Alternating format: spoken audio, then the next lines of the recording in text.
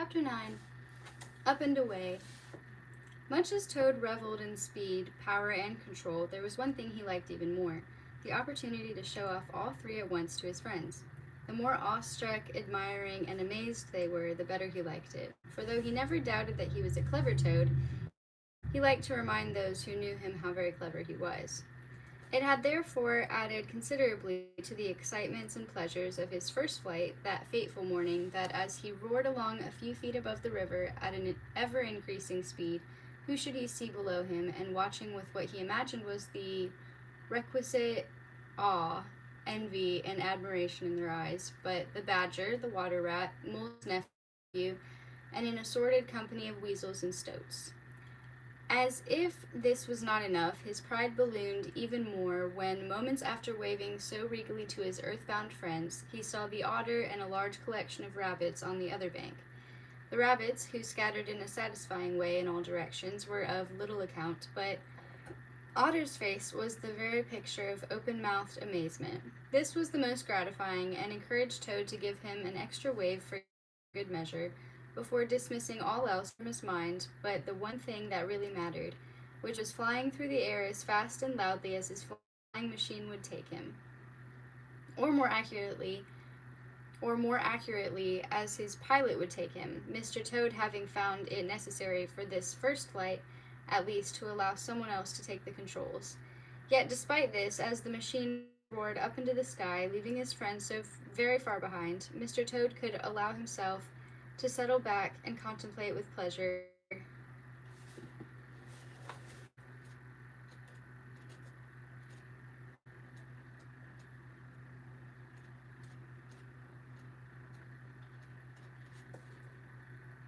you know, I do believe you've already read this one. I'm so sorry. I don't know how my bookmark got misplaced like that, but we are on chapter 9, and chapter 9 is right here. Okay, I'm sorry. Let's start over. Okay, from the beginning again. Chapter 9, Rack and Ruin. The mole was right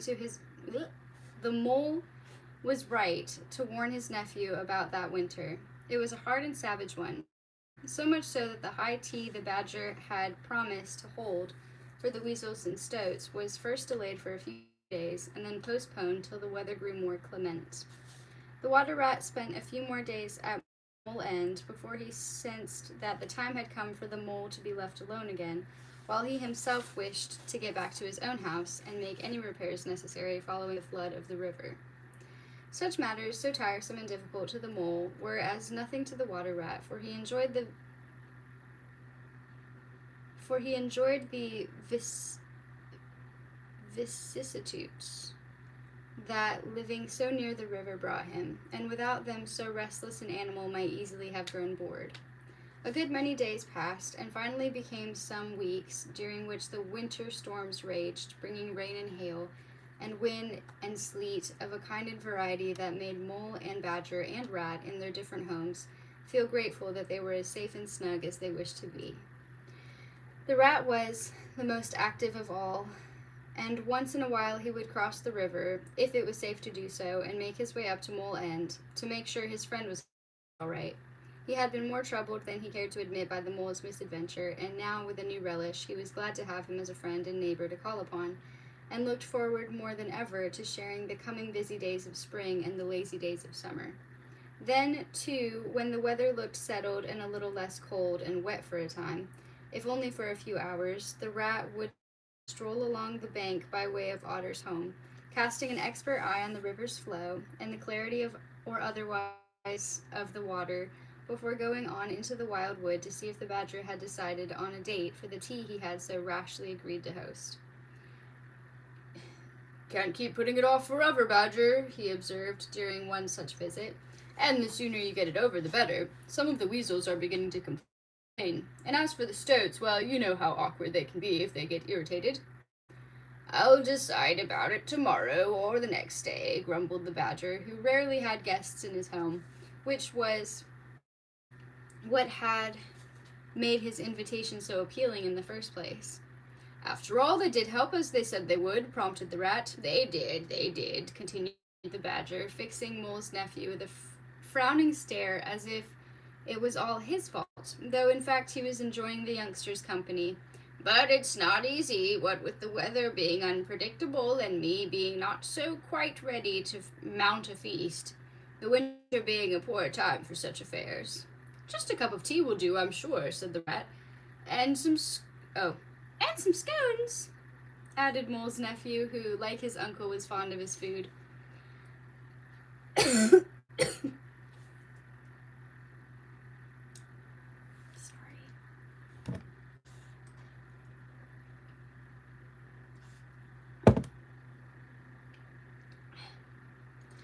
And clotted cream, no doubt, and strawberry jam, exclaimed the exasperated badger. Where am I to find such things, as well as plates and saucers and teaspoons? My dear rat, you are a very unreasonable fellow if you think my larder and cupboards are packed ready and waiting for such an occasion. The rat looked about the badger's modest quarters amiably, and without feeling in the least put out by the badger's plaints. He looked at the worn elbows of the badger's old dressing gown, which he habitually wore all day at that time of year to keep himself warm. He glanced at the threadbare armchairs ranged about the room in front of the fireplace, reflecting that they would look a lot more threadbare had not nephew taken it upon himself to cover the worn parts with some lace doilies he had found in the recesses of the dresser, and yet more forlorn, perhaps, had not nephew also taken it upon himself to keep the badger's fire ablaze, for that was something he was inclined to forget about from time to time. The rat looked, too, at the kitchen table, upon which were spread some of the learned badger's books and papers, which it might be difficult, even unkind, to disturb and tidy away for something so uncharacteristic of his home as a tea party. But the rat reflected also on the happy celebration when the mole returned, and how the unsociable badger, drawn out of his lair by all the excitements and to-do of the mole's disappearance, had by the end seemed to rather enjoy the company and companionship of the celebration. Perhaps, after all, it was unreasonable to expect the badger to organize a tea party all by himself, and that he needed an animal with rather more experience than the mole's young nephew, who was willing enough, no doubt, and was certainly right to mention scones as a starting point for the edibles, but who lacked the authority and tact to be firm with Badger. Then, too, a promise was a promise, and the water rat saw well that unless something was done, or at least some invitations sent out and a date fixed, the weasels and stoats might get restless and cause difficulties that might lead to a resumption of the hostilities that had plagued the wild wood, and many along the river as well, in times not so long past. It was plain, then, that the badger would need some tactful help, and it was plain, too, thought the rat, that the badger was worried by something else entirely, which explained his strange irritability and distraction of recent weeks. Perhaps it is often at moments such as these that something is said impulsively which hits the mark and leads on to better things, almost without anybody realizing it, and that is what happened on this occasion. "We could," said the rat, "borrow some crockery from Toad Hall. It wouldn't be for long, and Toad is hardly going to miss it in all the circumstances, even if he hears of it. When he gets back he can't complain." "No," growled the badger, but so inaudibly that the rat barely noticed it and carried on with his suggestion. "The crockery and cutlery and all such good things can come from Toad Hall, then. And as for food, well, there will be plenty of willing helpers, I'm sure of that. I mean to say, Badger, if we widened the scope of the tea somewhat, inviting a whole lot of animals, and not just those 2 or 3 weasels and stoats who have pushed themselves forward, then you might find it all much more palatable." "Cups and saucers from Toad Hall," muttered the badger with distaste, shaking his head. "No, I'll have nothing of Toad's here. That place is doomed to rack and ruin as it is, and I'll not be labelled a pillager." "Rack and ruin? Pillager?" exclaimed the rat, rather taken aback by this response. Everyone knew that the one grand place along the bank was Toad Hall, so rack and ruin did not come into it. As for pillaging, well, we'll return them straight afterwards, Badger. All you have to do is make yourself scarce for half a day by going over to Otter's for the morning, or down to Mole End if the weather gets better. And we'll do the rest, eh, nephew? Of course we will. Toad Hall, muttered the badger once more, slumping into his armchair and looking gloomily at the fire. Oh, Toad. For the first time in the rat's hearing, the badger... What?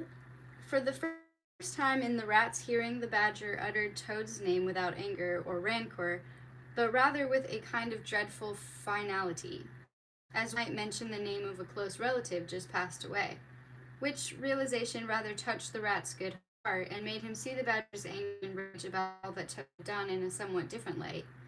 Badger, said the rat carefully, for he guessed that he might be treading on sensitive ground. I really am quite sure that Toad will come back. I don't want him come back, roared the badger, rising impressively to his full height and fixing the rat with an awful glare. I don't want his name mentioned in my hearing, and I certainly don't want to rely upon his crockery and silver, his table linen and his napkin rings, his cake stands, his cake knives, and any of that wretched paraphernalia with which he surrounds himself, or used to, being brought here into my toad-free home. With that, the badger sat down again, glowering, and nephew signaled to the rat that it would be better if he left. He's been like this for days, and I don't know what to do, whispered nephew helplessly, as he saw the rat off at Badger's front door. I think he's tired. Tired, said the rat, grinning. He's not tired, my dear fellow. He's missing Toad. I should have seen it before. Why, it was staring us all in the face, and we never guessed. Badger's always liked having Toad to complain about, always. And Toad has generally given him plenty to complain about. You've not been here with us for very long to remember the days when Toad was truly bad as bad could be, in fact. Why, in those days, Badger was much more cheerful than he is these days, but when he leaped out of his armchair just now, I was dreadfully afraid he was going to attack you, Water Rat. Attack me, cried the rat, laughing aloud. Far from it.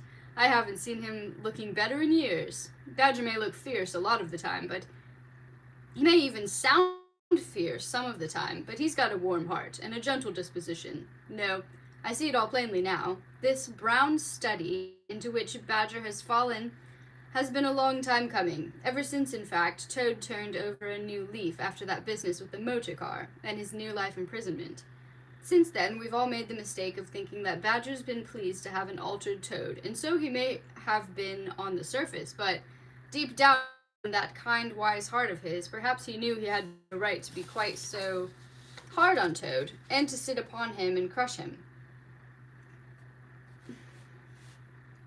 Perhaps, after all, he's rather missed the Toad of old. Now, with Toad's disappearance and possible loss preceded as it was by your uncle's mishap, perhaps Badger may be thinking that he's realized these things a little too late. So though he may seem to be angry, very angry indeed, and say he doesn't want Toad's name mentioned, I suspect he thinks of nothing else but Toad. What should I do? Wondered the nephew, much perplexed. Tell him from me, said the rat with firm purpose, that whatever the weather, Mole and I will be setting off from Otters at 9 o'clock tomorrow morning. On second thoughts, make it the day after tomorrow morning, just to give him time to come to his senses. Setting off for where? Faltered Mole's nephew. Toad Hall, of course, called the rat over his shoulder as he went cheerfully out into the dusk towards the Otter's house and the riverbank once more.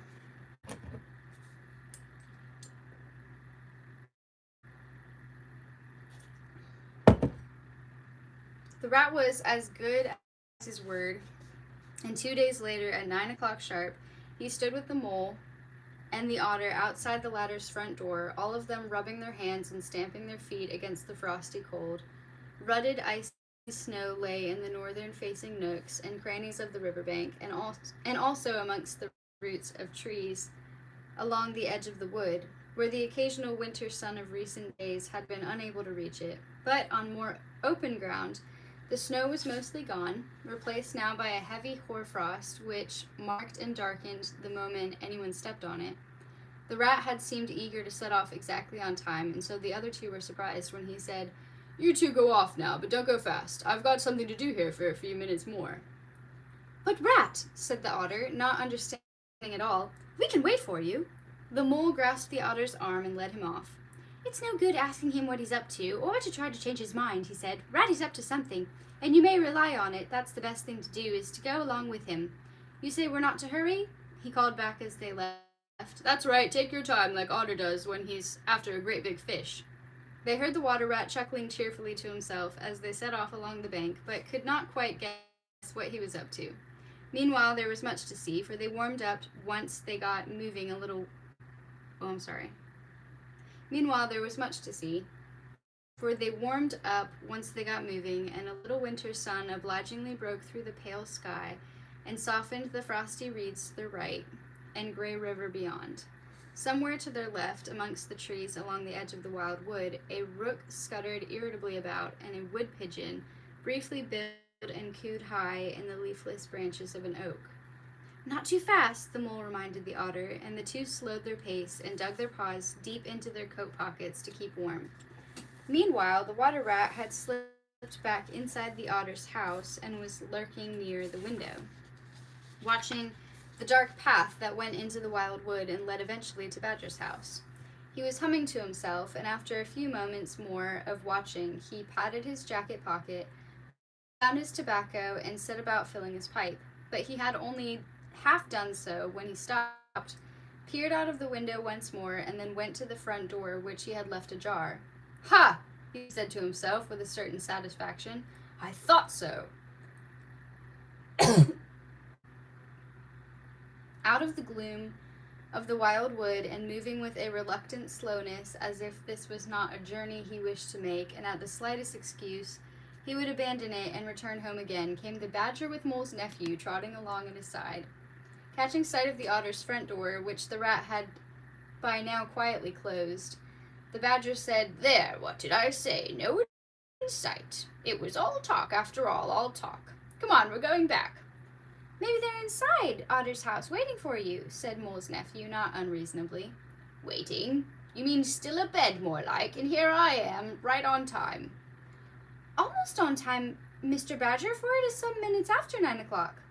"Near enough on time, then," said the badger with a markedly more joyful spirit than he had displayed earlier on the journey. "Here I am, and nobody else about." Mole's nephew had gone forward and had seen footprints on the frosty ground left by the others, and the clear evidence that they had already gone off along the river bank. "Why, look," he said excitedly.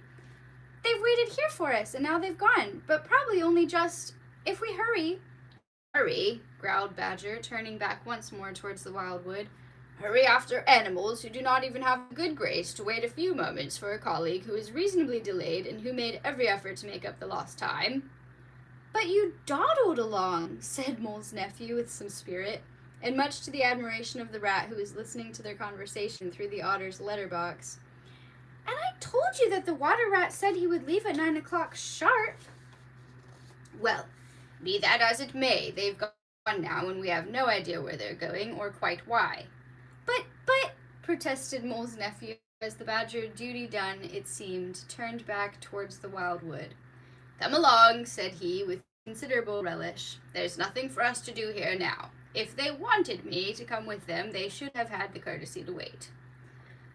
"Why, Badger!" cried the water rat, emerging suddenly from Otter's house and feigning astonishment to see the two of them there. "This is a pleasant surprise, a delightful surprise." "But I thought you had gone," said the badger in a very disgruntled way. "There are your boot marks on the ground, and..." So I had, said the rat, but I did so most reluctantly, and against my better judgment, for I knew you would not be long. But come on, Otter said, let's be off, and even Mole, why, what an impatient, untrusting fellow he can be, but I said, wait, Badger has always been the most patient and wisest animal I've known, and perhaps we were wrong to leave so promptly. It's not like him to be late, or to give no support to such an enterprise, an undertaking as we are embarking upon. Not like him at all." "Did you?" said the badger dubiously. I did, but though I hate to say it, such has your dislike and distrust of Toad been these weeks and days past, that first Otter and then Mole declared, 'Bother Badger, we can't rely on him any more, let's be off.'" "Oh," said Badger, considerably deflated. "But not I, Badger, my friend, not I," said the rat magnanimously. "I said, My instincts tell me he'll be there in good time, and so I shall retrace my steps and satisfy myself that I am right. I must confess I was disappointed not to see you here when I got back, so I went inside Otter's house to fill my pipe, and coming out, what do I find? My confidence proved absolutely right. You have come to lead us upon Toad Hall, Badger, and have thus confirmed my own hopes, and I am sure it will restore the confidence of Mole and Otter in you too.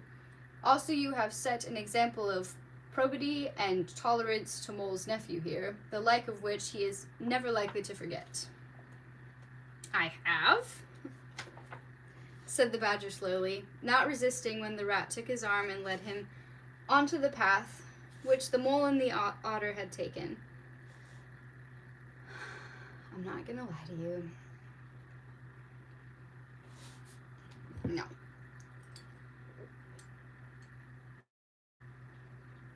Just slight pause.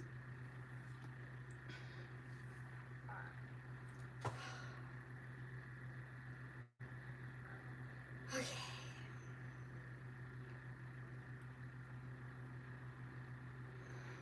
That's awesome. Thank you.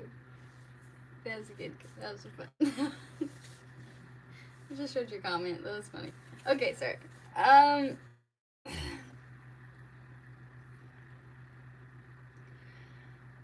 No, yeah, sorry. I don't feel very well, and now my throat's really scratchy, so, like, I don't know. It's really messing with me with the reading and talking, so.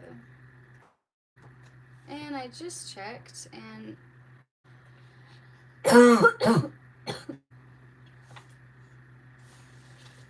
and we're not close to the end of the chapters. Like, we kind of are, but we're not as close as I wish we were, because I don't feel good. No, I was gonna say, I'm not gonna lie, this might be the first time I don't finish a chapter in one stream, but I'm gonna keep going. I just needed a break.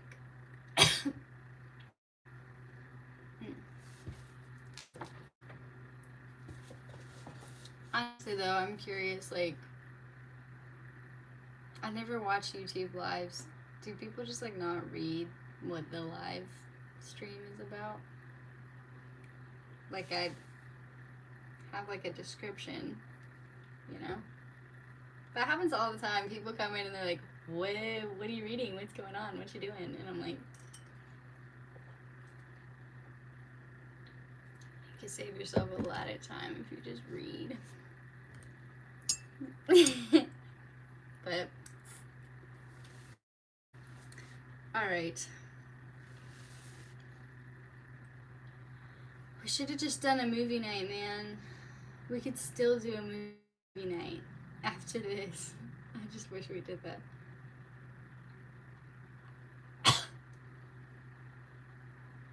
It's like stuck in my throat. Okay. But so it's Badger. Badger's voice is messing with my throat too. Like, talking is hurting my throat, but like his voice is like and you're down? I'm down. I wish we had just done a movie night. Alright, join our Discord. We're gonna go do a movie night after this. Alright. Freaking Badger, man. Alright. But, said the Badger, the last...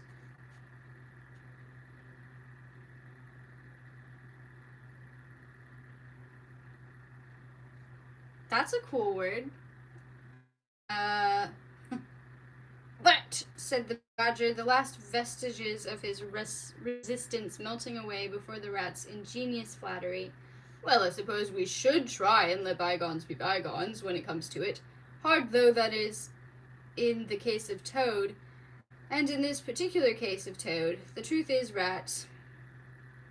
Yes, Badger? Murmured his doughty companion. Well, of course, Toad must be punished, and perhaps he already has been, but, well, I wouldn't want that punishment to be too extreme, too final, as it were.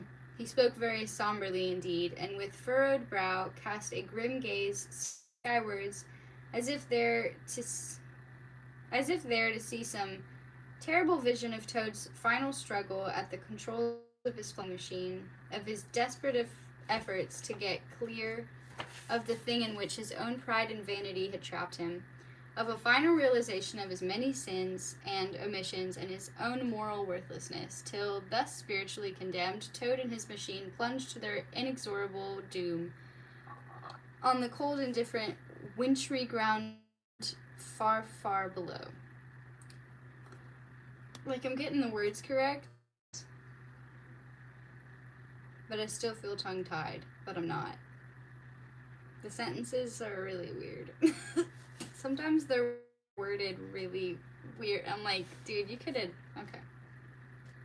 There's just extra words in there sometimes that I'm like, okay, that is what it says. Doesn't make sense. The rat and Mole's nephew shuddered at the terrible vision which the Badger's mute gaze alone had power to put before them, whilst Badger himself shook his head sadly and slowed his pace till he had quite stopped. No, he whispered, even Toad, even he, does not deserve so grim a fate. Thus beset by sober thoughts of their erstwhile friend, and treading that easy path along the bank which summer and autumn, spring and now winter led to his unnecessarily vast and inflated domain, into any minute into any minute corner of which their own abodes could have fitted comfortably 10 times over or more, the water rat led Badger on.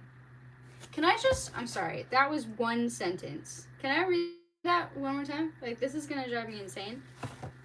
I need the chapter to just end, and then we have sentences like, thus beset by sober thoughts of their erstwhile friend, and treading that easy path along the bank which summer and autumn, spring and now winter, led to his unnecessarily vast and inflated domain, into any minute corner of which their own abodes could have fitted comfortably 10 times over or more, the water rat led Badger on. Just end. Sorry. Perhaps to brighten things up a little, for the rat was not an animal inclined to gloom and despondency, he said, "Don't worry, we'll catch them up soon enough." And but a short while later they did so, which was not surprising because the mole had finally half-guessed the rat's scheme and had persuaded the otter to pause and sit upon the bank despite the cold and wait. So it was that Badger found himself, as often before, at the head of a file of animals heading resolutely for Toad Hall. "Now, Badger," said the water rat, "tell us, as we go along, exactly what you meant a day or two ago by describing Toad Hall as doomed to rack and ruin." "You'll see soon enough," said the Badger shortly, hunching his shoulders purposely and thrusting his head forward as if to get there all the sooner and show them exactly what he meant. "My word," declared the water rat as they paced about the rooms and corridors of Toad Hall a short while later. "I really had no idea." "Dear me," added the mole, eyeing the scene with something akin to shock. "I never imagined things could have got so bad so fast." "Oh yes," said the Badger, "they can and they have, and that's what comes of spending all your money on splendor and trumpery and not spending a little more on maintaining it. It happened with Toad's father, and now it's happening with Toad." The three animals were alone, for Mole's nephew and the otter, not enjoying one bit the chilly interior of the hall, and seeing the glorious winter sunshine that was shining warmly outside it, had gone to sit on the steps that led from the ballroom down towards the main lawn. The scene inside was grim indeed, whether from neglect, as the Badger implied, or oversight, or some mischance which might have happened to any structure as vast as Toad Hall. Somewhere in the floors above the water pipes had frozen in the weeks past and had burst. Had such a misfortune been promptly dealt with, the damage might have been kept to a minimum and quickly rectified, but with most of Toad's aides and servants already gone off for the festive break, some time before his own less planned departure, and those that were to have stayed behind having left of their own accord, following the disappearance and seeming demise of Toad himself, there was nobody about to deal with the burst pipes. It might well be that some had come back, seen the extent of the damage, raised their hands in helpless horror, and departed once more. Whatever the truth, the results were all too plain to see. Water damage everywhere, great stains in the ceilings, the moldings all ruined, and wallpaper discolored, and in many places hanging half off.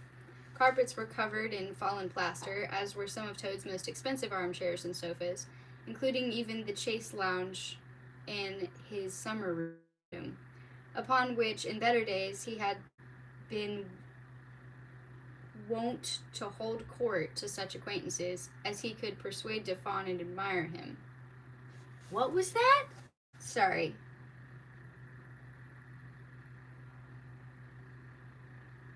Upon which in better days he had been wont to hold court to such acquaintances as he could persuade to fawn and admire him.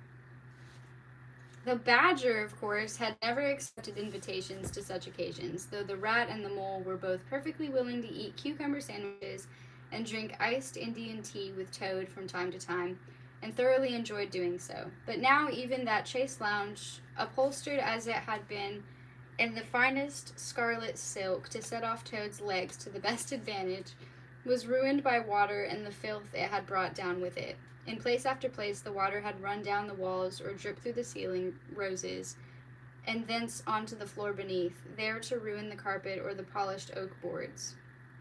"Oh dear!" was all the mole, or any of them, could bring themselves to say, when they pushed open the door in the great banqueting hall. Here the floor had not been carpet or oak boards, but beautifully laid and much polished parquet flooring, which seemed to stretch its shining, reflective way forever, till by great gilded double doors at the far end, which led on towards the kitchens, it reached its end in a huge molded skirting board with the wainscot above. But the floor shone no longer. The water had gone down here as well, had flooded the floor, soaked into it, and then on one of those dark and bitter nights past had frozen once more, and in the ensuing expansion had lifted the floor all over. It looked now like the ruts and hollows of a fallow field, plowed up and down to fend for itself the seasons through. As if to heighten this effect, and showing the great power of something as innocent seeming as water, chairs and dining tables, stools and card tables had been lifted up as well, and were crazily tilted this way and that. To think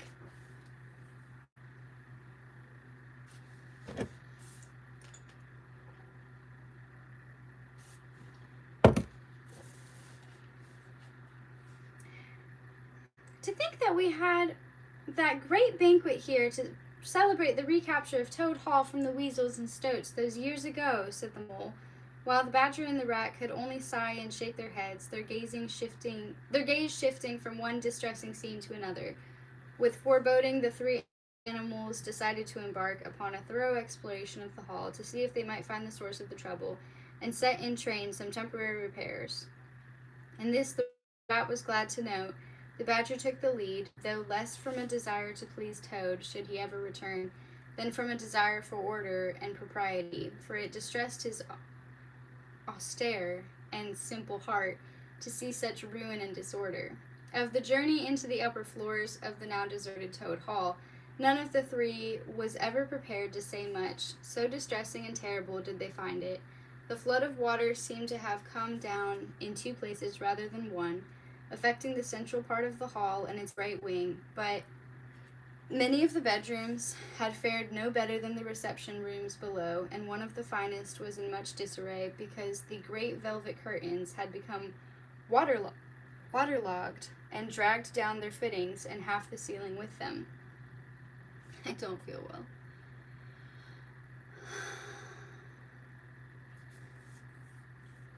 We're so close.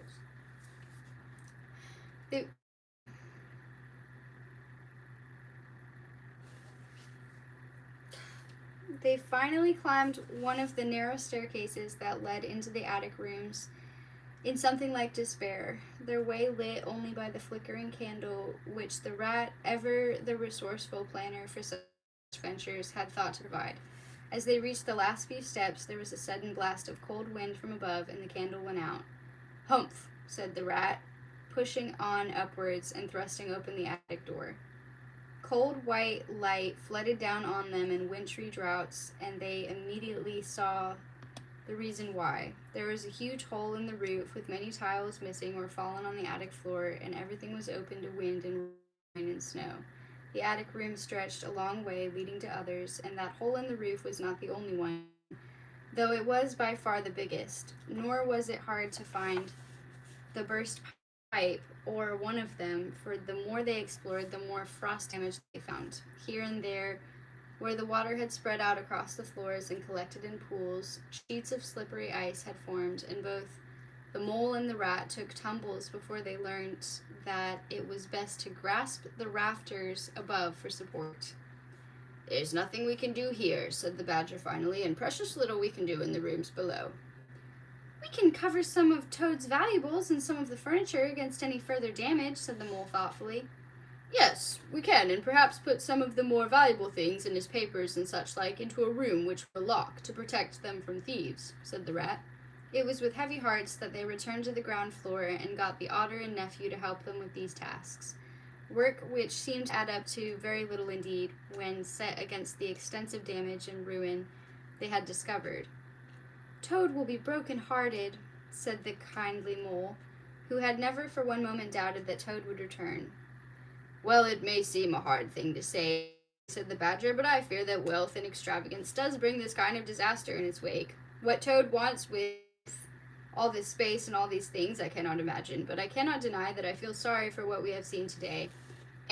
But he paused and then stopped, unwilling for the moment to say more.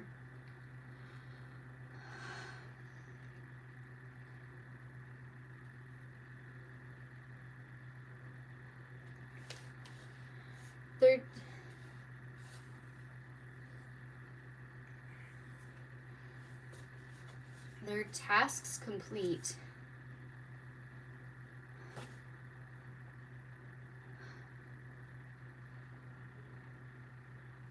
Their task complete.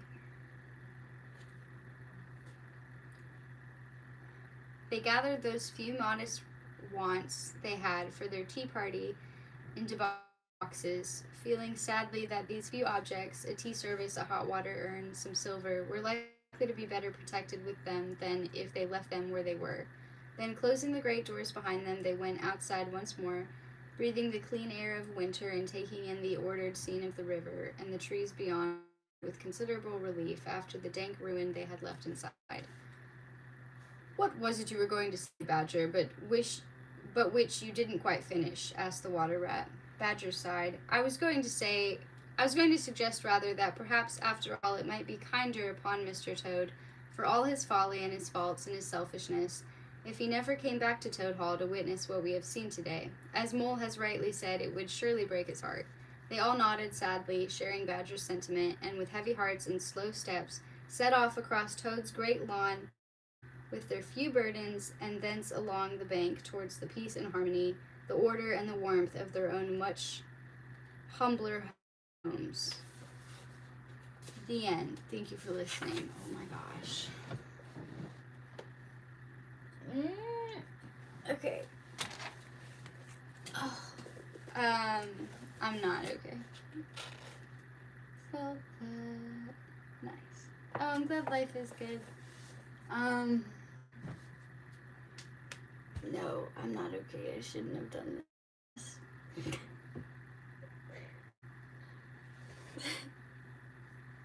Okay. The chapter took it out of me. It was only like 30 minutes. Ugh. It really took it out of me. Thanks. I was gonna say we should have just done a movie night, and then Wizzle just said he's down, so I'm gonna go make food, and then we're gonna do a movie night if you wanna hang out with us. But we made it through the chapter. I'm so sorry if this was your first time listening to me read out loud. I usually do a lot better. I'm just not feeling well. Like the last week, I haven't been okay. but okay, heck yeah. Yay! Anyway, yeah, sorry about that. I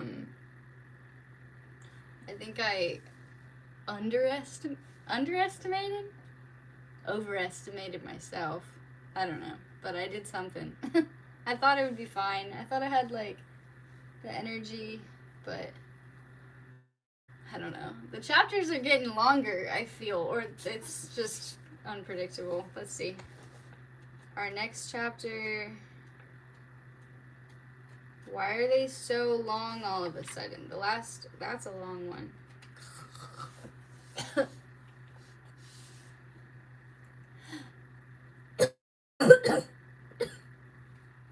No. And I didn't realize until, like, for real, I'm being for real. I didn't realize that my throat was sore all day until I got home and I was already planning on doing the read aloud, and then I didn't realize just how sore my throat is until I started reading. And I was like, oh no, I can already feel it. But it's fine. We got through it. Oh gosh. But since I don't know when I'm gonna sorry. I don't know when I'm gonna be feeling back to my normal level of okay. So the plan ooh, cough drop. The plan is to get off here, go watch a movie, and then tomorrow, yeah, I was thinking tomorrow of doing like a painting stream. We haven't done a painting stream in a while, so I was thinking of doing that. And then the next day, maybe like a game night, just us, or like a Discord read aloud. No, maybe not. I'm not gonna promise any read alouds for a while. I don't know when I'm gonna be feeling okay. But yes, painting, movie night tonight, painting tomorrow, maybe another movie night. We do a lot of movie nights. But I was thinking of getting back into our painting we started, because we need to finish it. But I need you guys there in order to work on it. But I'd be down, or I can find literally so many things to work on if there's no one there to help with the painting. But basically, I started this, and I'm having you guys choose the colors. So we've got these colors so far, and we still have to add so many. So, yes, game nights. Yes. Are we talking about... Actually, we can talk about it in Discord. Join my Discord if you want to be... I don't know. If you want to participate more with what we do. We do a lot on Discord. But anyway, I need to go. Yeah, I will be back in the Discord for a movie soon. I'm gonna go make food really fast and like maybe feel better after eating, but do it.